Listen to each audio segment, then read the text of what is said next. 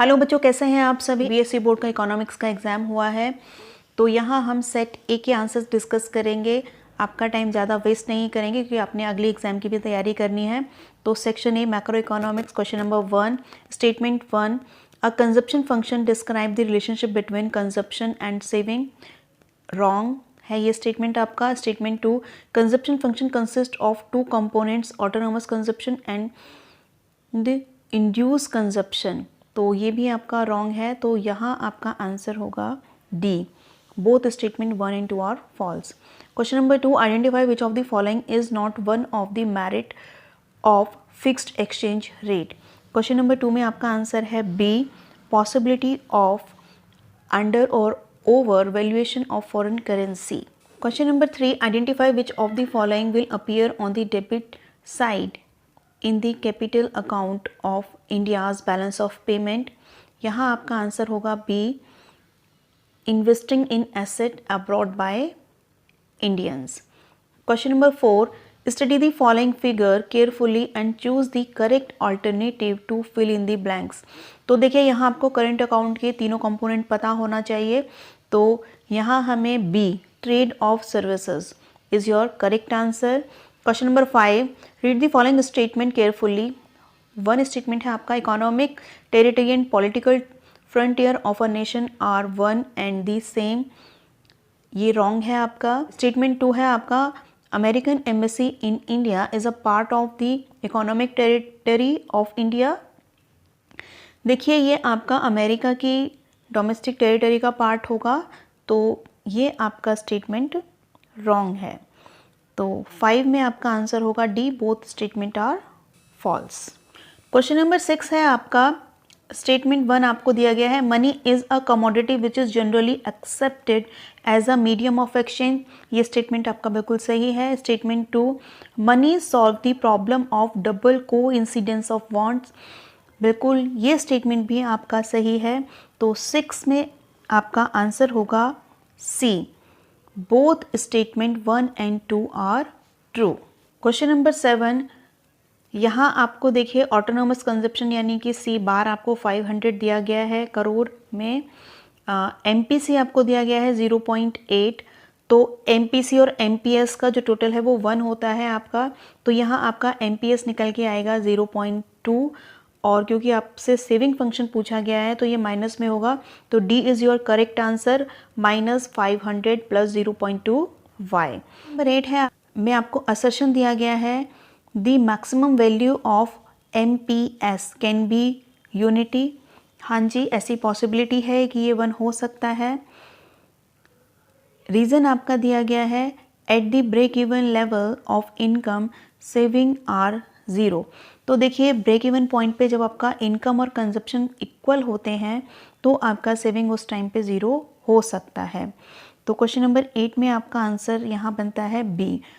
Number 9, identify the incorrect statement with reference to cash reserve ratio. हाँ जी, CRR के बारे में इनमें से कौन सा स्टेटमेंट रॉन्ग है ये आपने बताना है। It is not binding on the commercial bank, ये आपका रॉन्ग है, तो आपको इनकरेक्ट ही बताना है, तो C is your correct answer. Question number 10, read the following statement, assertion and reason, choose correct answer. तो यहाँ आपका देखिए असर्शन आपको दिया गया है, the equilibrium level of income is determined when ex ante spending and ex ante output are equal.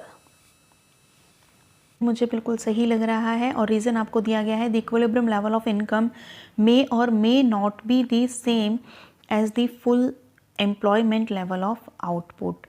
तो ये रीज़न भी मुझे सही लग रहा है, तो यहाँ आपका 10 का answer A, both assertion and reason are true and reason is the correct explanation of assertion. तो बेटा 10 का ए बिल्कुल करेक्ट है। क्वेश्चन नंबर 18 सेक्शन बी का है आपका ये, during the British rule India's foreign trade and various features except dash. तो 18 में आपका आंसर है C, free trade from India to the rest of the world. Question number 19, China was able to control its rapid population growth rate owing to, बहुत ही आसान question है, one child policy. B is your correct answer. Question number 20, modernisation is an important economic planning objective that focuses on. तो यहाँ आपका देखिए adoption of innovation of technology के साथ साथ आपका third, bringing positive change in the social outlook. तो C, first और second, C is your correct answer. Number 21, the present day rapid industrial growth in China can be traced back to the economic reforms introduced in 1978। देखिए जब आपके reforms introduce किए गए थे starting में, तो आपका एग्रीकल्चर, फॉरेन ट्रेड और इन्वेस्टमेंट सेक्टर, इन सभी पे ध्यान दिया गया था। तो आपका देखिए इसमें इंडस्ट्रीज़ की अगर हम बात करते हैं तो ड्यूअल प्राइस पॉलिसी भी आपकी अडॉप्ट की गई थी। और ये आपका थर्ड जो the government revoke the policy of special economic zones भी ओपन किए गए थे। लेकिन यहाँ आपका आंसर बी ज़्यादा करेक्ट लगता है, only second. Number 22, dash farming is a system that is helpful in restoring, maintaining and enhancing the ecological balance. B is your correct answer, organic farming. Question number 23, read the following statement carefully. Statement 1 है आपका, India, Pakistan and China have similar physical endowments but totally different political systems. बिल्कुल सही है। Statement 2 आपको दिया गया है, both India and Pakistan led great emphasis on creating a large private sector. तो इंडिया और पाकिस्तान ने स्टार्टिंग में तो पब्लिक सेक्टर पे ही फोकस किया था, लेकिन धीरे धीरे प्राइवेट सेक्टर बढ़ने लगा। तो 23 का जो हमें आंसर लगता है C, both statement 1 and 2 are true. Question number 24, identify the source of human capital formation and choose the correct alternative to fill in the blanks. तो D is your correct answer, expenditure on health and expenditure on migration.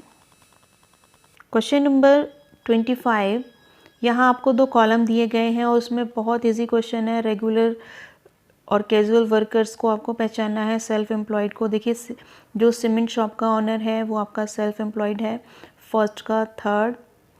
और जो construction worker है वो आपका casual होगा। तो 25 का आपका आंसर होगा C option is your correct answer. 26, after the implementation of economic reforms Pakistan experience slow down of growth due to various reason including, इसमें आपका आंसर होगा सी, ये सभी रीज़न इसके लिए रिस्पॉन्सिबल हैं। क्वेश्चन नंबर 27 रीज़न असर्शन का है। तो असर्शन आपको दिया गया है, in the recent past Indian economy has been facing the problem of jobless growth. सही है ये स्टेटमेंट। रीज़न आपको दिया गया है, jobless growth refers to a situation when an economy is able to produce more goods and services without generating additional employment. ये statement बिल्कुल सही है और ये जॉबलेस ग्रोथ को ही आपका एक्सप्लेन करता है। तो A is your correct answer, both assertion and reason are true and reason is the correct explanation of assertion. तो यहाँ आपके आंसर्स कंप्लीट होते हैं। ओके बाय बेटा, all the best for your next exam. होते हैं